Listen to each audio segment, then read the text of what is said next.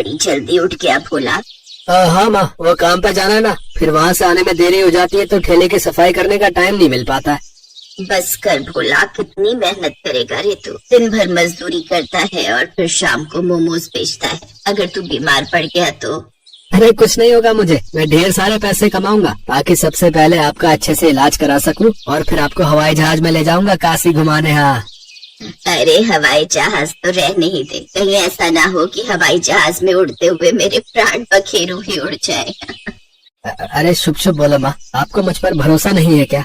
तेरे सिवा इस दुनिया में मेरा है ही कौन? तुझ पर भरोसा नहीं करूंगी तो किस पर करूं? तेरे बाबा तो पहले ही चले गए। भगवान करे कि वो मुझे भी उठा ले ताकि तुझ पर जिम्मेदारियों का बोझ कुछ कम हो। माँ ऐसी बातें मत किया करो। ये कहानी है भोला की, जो एक छोटे से गांव में अपनी माँ सरिता के साथ रहता था। भोला अपनी माँ से बहुत प्यार करता था और उनका बहुत ख्याल रखता। माँ ठेला धो दिया मैंने, जाओ आप नहा लो, मैं झट से खाना बनाता हूँ।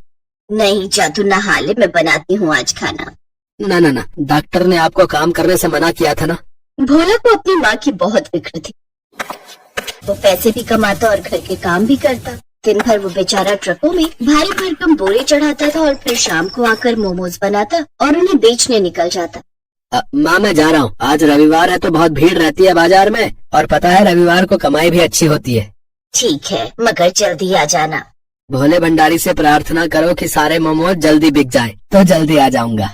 भोला ने अपना ठेला उठाया और बाजार की तरफ चल दिया। फिर बाजार पहुंचकर भोला ने अपना ठेला जमाया, तभी उसके ठेले पर एक आदमी आया। अरे भाई मोमोज तैयार है क्या? हाँ जी सर, बिल्कुल तैयार है, गर्मा गर्म मोमोज। ठीक है, एक प्लेट लगा दो, और सुनो चटनी एकदम तीखी रखना। जी बिल्कुल, एक बार खाकर तो देखिए। जैसे ही उस आदमी ने पहला मोमो चटनी के साथ लगाकर खाया। अरे यार, तुम्हें कहा था कि चटनी फुल तीखी रखना। चटनी तो मैंने तीखी रखी है। अरे ऐसे तुम तीखी कहते हो? अरे ऐसे तो मेरा 5 साल का बच्चा ऐसे ही पी जाए। अगर तीखी चटनी नहीं है तो बंद कर दो अपना ये ठेला। वो आदमी बचे हुए मोमोज वहीं कूड़ेदान में फेंक कर चला गया। इस बात से बेचारा भोला बहुत दुखी हुआ। थोड़ी ही देर बाद एक औरत उसके पास आई। भैया एक प्लेट मोमोज लगा दो, और भैया चटनी फुल तीखी रखना, ठीक है? जी मैडम।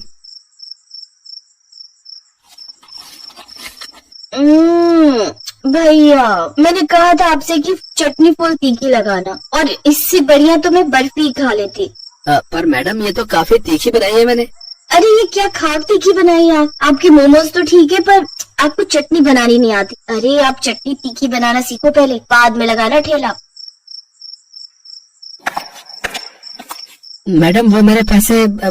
किस बात के पैसे भाई? एक तो फीकी चटनी बना दी, ऊपर से पैसे मांग रहे हो। वो औरत भी भोला को सुनाकर चली गई। बहुत देर तक वो ग्राहकों का इंतजार करता रहा पर कोई भी उसके ठेले पर नहीं आया। उधर घर पे लगता है आज भी भोला के मोमोज नहीं बिक रहे हैं, तभी तो वो अभी तक नहीं आया। हे भगवान, कितनी जिम्मेदारियां हैं मेरे भोला पर। मेरे इलाज के लिए पैसे कमाते कमाते मेरा भोला खुद सूख गया। हे शंभुनाथ, या तो मुझे उठा ले या फिर कोई चमत्कार कर दे, कोई चमत्कार कर दे भोले भंडारी। उधर बाजार में भोला अपने ठेले पर उदास बैठा था और मन ही मन सोच रहा था। ऐसे तो मुझे फायदा होने की बजाय नुकसान होता जाएगा। कमाई कुछ हो नहीं रही और फिर कल के लिए मैदा भी लेना है, सब्जियां भी लेनी है और माँ की दवाइयाँ भी खत्म होने को आ गई। क्या करूँ अब मैं? भोला ये सब सोच ही रहा था कि तभी उसके ठेले पर एक बहुत ही सुंदर सी लड़की आई। हालांकि उसके कपड़े बहुत पुराने और मैले से थे। सुनिए, मुझे बहुत भूख लगी है, सुबह से मैंने कुछ नहीं खाया, मुझे थोड़े से मोमरिका दे दो ना। है क्या? मोमरिका? देखिए यहाँ मोमरिका नहीं मिलते हैं। झूठ बोल रहे हैं आप, ये रखे तो है इतने सारे। ये अरे ये तो मोमोज है। अच्छा, आप क्या इसे मोमोज कहते हैं? पर जहाँ से मैं आई हूँ इसे मोमरिका कहते हैं। अच्छा अच्छा, खैर बताओ कितनी प्लेट चाहिए? खाने हैं कि पैक कर दूं? नहीं नहीं नहीं, बस एक प्लेट यही खाऊंगी। और सुनिए, मेरे पास पैसे नहीं है।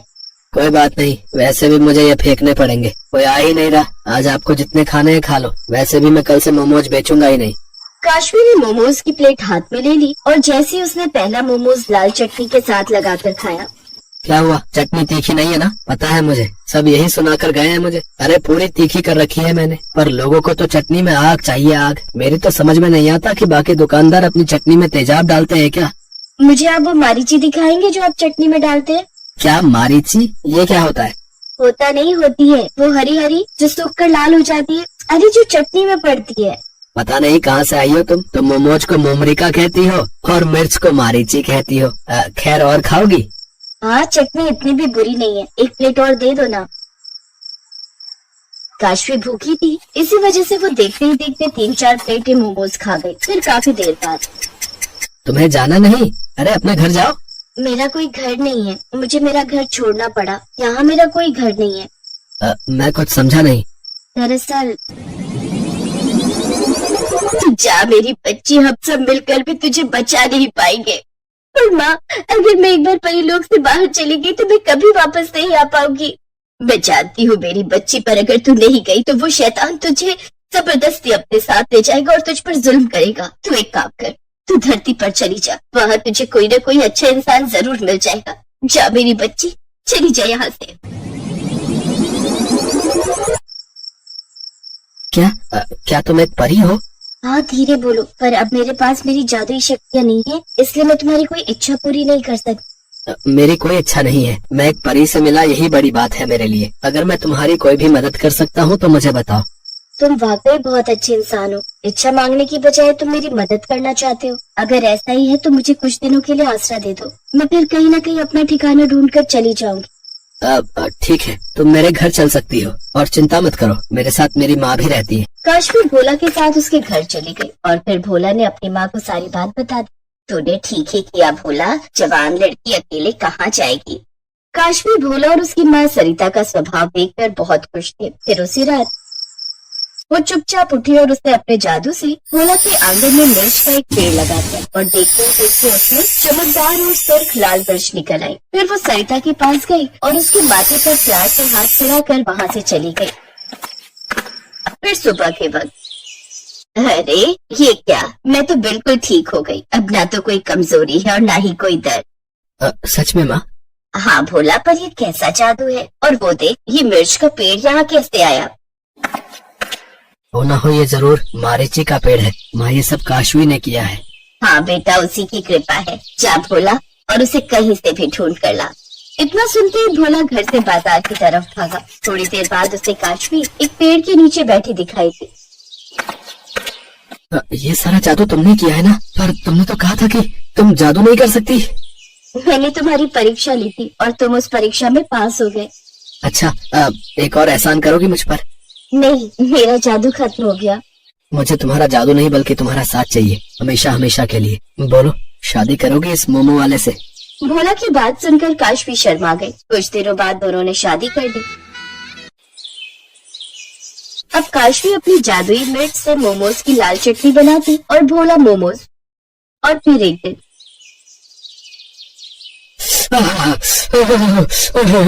अरे भाई, मजा आ गया भाई। क्या तीखी लाल चटनी है। वाह वाह वाह। हाँ भैया, सही कह रहे हो, इससे तीखी चटनी तो मैंने आज तक नहीं खाई। मैं एक काम करूँ, 3 प्लेट पैक भी कर दो। काशवी की मारीची से बनी लाल चटनी की वजह से भोला की दुकान चल पड़ी थी और भोला के रूप में काशवी को भी एक अच्छा जीवन साथी मिल गया था।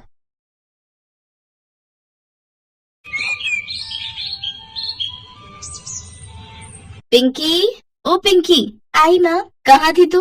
कितनी बार कहा है मेरी आंखों के सामने रहा कर। चल, ये बर्तन जल्दी जल्दी अंदर रख दे, मैं तब तक बाकी का काम निपटा लेती हूँ। चल जल्दी कर। ठीक है माँ। ये है सुषमा और उसकी बेटी पिंकी। सुषमा के पति को गुजरे पूरे 3 साल बीत गए और तब से ही वो घर घर काम करके अपना और पिंकी का गुजारा चला रहे थे। सुषमा के जीने का बस एक ही मकसद था कि वो पिंकी को पढ़ा लिखा कर कामयाब बनाना चाहती थी।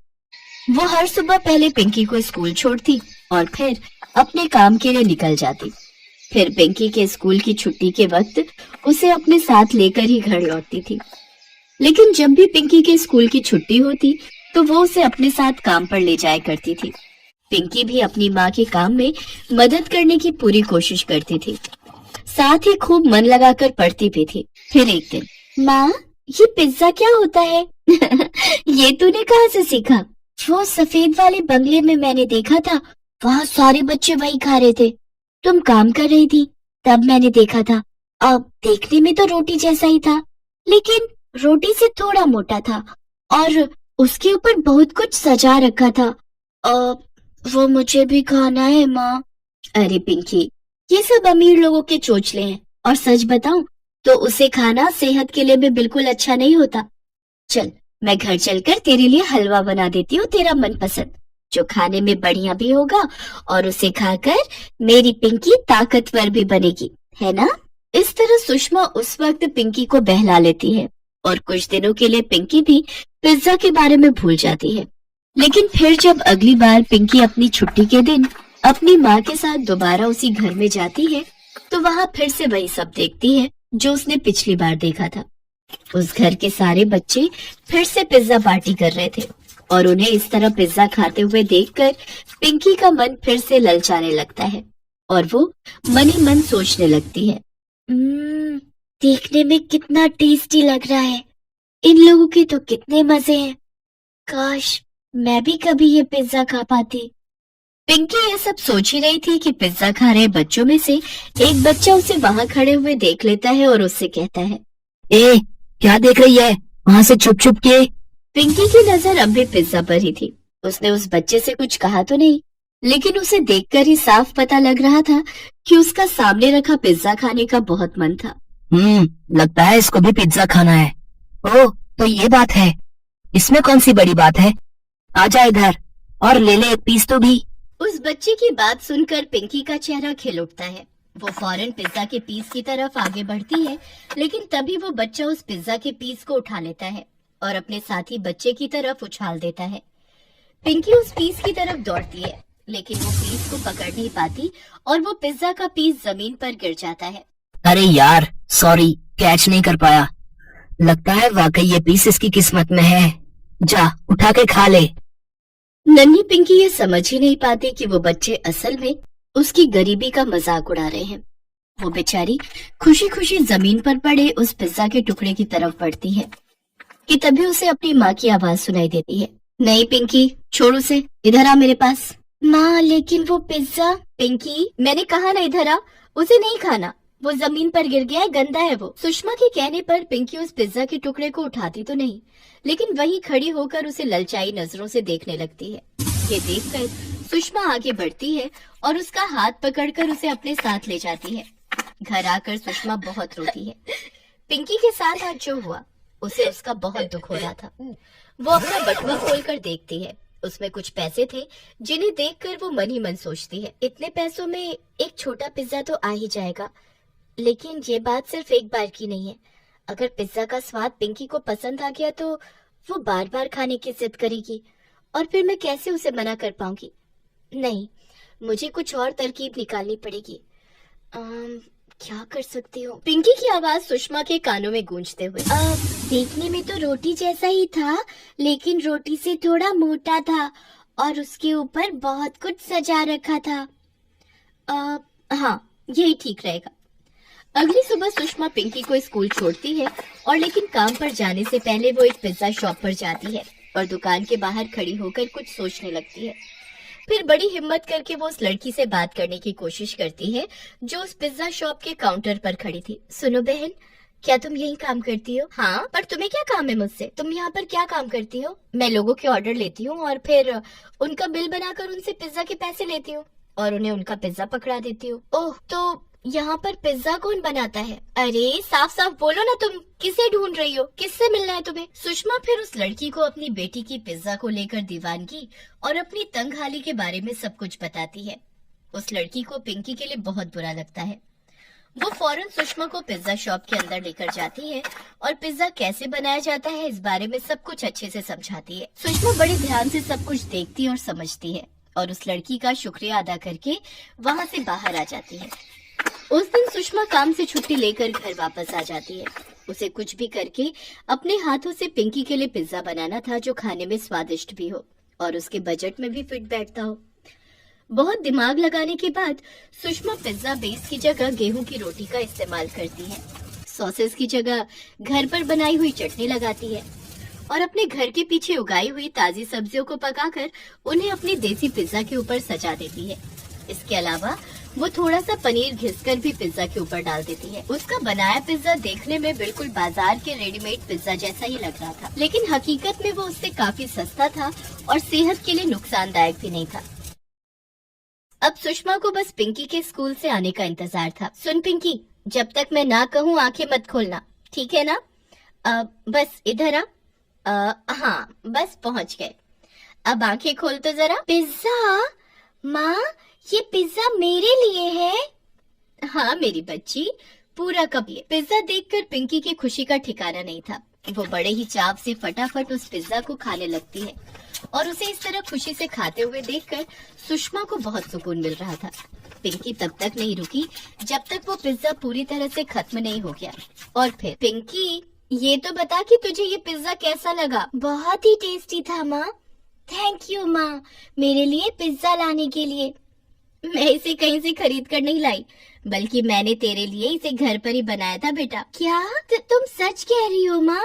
ये तो बहुत ही बढ़िया हो गया। तो इसका मतलब मैं जब चाहूँ तो मेरे लिए ऐसा ही पिज्जा बना दोगी ना? हाँ बेटा, जब तू कहेगी मैं तुझे अपने हाथों से गरम गरम पिज्जा बनाकर खिलाऊंगी। लेकिन अब तू भी मुझसे एक वादा कर, तू कभी भी जमीन पर गिरी हुई चीज नहीं उठाएगी और कभी किसी से कुछ नहीं मांगेगी। जो भी चाहिए अपनी माँ से कहना, ठीक है बेटा? हाँ माँ। इतना कहकर पिंकी अपनी माँ के गले से लग गई।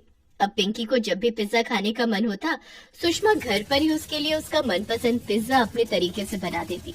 अब सब बदल गया था। अब पिंकी को किसी को भी पिज्जा खाते देखकर बुरा नहीं लगता था। वो बच्चे उसे चिढ़ाने की कोशिश करते तो भी उसे कोई फर्क नहीं पड़ता। फिर एक दिन जब सुषमा अपना काम कर रही थी तो उसने अपनी मालकिन को उदास बैठे हुए देखा। तब सुषमा ने जाकर उससे पूछा, क्या हुआ दीदी, कुछ परेशानी है क्या? क्या बताऊं सुषमा, इन बच्चों से तंग आ गई हूँ मैं। पिज्जा के अलावा कुछ और खाना ही नहीं चाहते। ये जंक फूड खा खाकर सबने अपनी तबीयत बिगाड़ ली है। डॉक्टर ने बाहर का खाना देने से साफ मना किया है, लेकिन ये जिद किए बैठे हैं कि खाएंगे तो सिर्फ पिज्जा। अब तू ही बता सुषमा, मैं आखिर करूँ तो क्या? परेशान मत हो दीदी, आप कहो तो मैं बच्चों के लिए घर पर पिज्जा बना दूं। घर पर पिज्जा? तुझे आता है क्या पिज्जा बनाना? हाँ दीदी, ये मेरी पिंकी भी कम है क्या? आपके बच्चों को पिज्जा खाते देखकर इसने भी जिद पकड़ ली थी। अब मेरी तो इतनी हैसियत नहीं है दीदी, तो मैंने भी लगाया अपना दिमाग और घर पर ही बना दिया रोटी का पिज्जा। और मजे की बात तो ये है दीदी कि पिंकी को बड़ा पसंद आया, खूब मजे लेके खाती है। अच्छा, ये तो बहुत ही बढ़िया है, रोटी का पिज्जा जो बच्चों को नुकसान भी नहीं देगा। पर तुम उसके ऊपर क्या क्या डालती हो? बस घर पर बनी लाल टमाटर की खट्टी मीठी चटनी, उसके ऊपर खूब सारी ताजी सब्जियां और थोड़ा सा पनीर भी। अरे वाह सुषमा, तुझे नहीं पता, अगर ये तरीका मेरे बच्चों पर भी काम कर गया ना तो मेरी बहुत बड़ी मुसीबत दूर हो जाएगी। चल अब तू बाकी के काम छोड़ और सबसे पहले अपना रोटी पिज्जा ही बना दे। सुषमा झट से रसोई में जाकर बच्चों के लिए रोटी पिज्जा बनाने लगती है और फिर उसकी मालकिन उस पिज्जा को ले जाकर अपने बच्चों के सामने रख देती है। बच्चे उस पिज्जा को देखकर बिल्कुल भी फर्क नहीं कर पाते और उसे उठाकर खाने लगते हैं। खाते हुए भी उन्हें उस रोटी पिज्जा से कोई तकलीफ नहीं होती, उल्टा उन्हें तो उसका स्वाद बहुत पसंद आता है और ये देखकर उन बच्चों की माँ बहुत खुश हो जाती है। सुषमा, मुझे तो बिल्कुल अंदाजा नहीं था कि तू इतना बड़ा कमाल भी कर सकती है। सच में तूने मेरी बहुत बड़ी मुश्किल हल कर दी। लेकिन यहाँ मेरे जैसी और भी कई माएं हैं जिनके बच्चे जंक फूड के दीवाने हैं और अपनी सेहत से खिलवाड़ कर रहे हैं। तो अगर तुम चाहो तो तुम उन सब की भी मदद कर सकती हो, साथ ही साथ बढ़िया कमाई भी कर सकती हो। जी दीदी, मैं कुछ समझी नहीं। मैं ये कह रही हूँ कि तुम क्यों ना अपने रोटी पिज्जा का स्टॉल शुरू करो। लेकिन दीदी, मेरे पास लागत लगाने के पैसे नहीं है और जगह भी तो नहीं है। अरे इस सब की चिंता तू मत कर, वो सब मैं देख लूंगी। तू तो बस हाँ बोल और लग जा काम पर। अब सबकी मुश्किलें हल होने वाली थी। सुषमा को एक नया रोजगार मिल गया था और कई माओं को अपने बच्चों की अच्छी सेहत, जो सुषमा की रोटी पिज्जा में छुप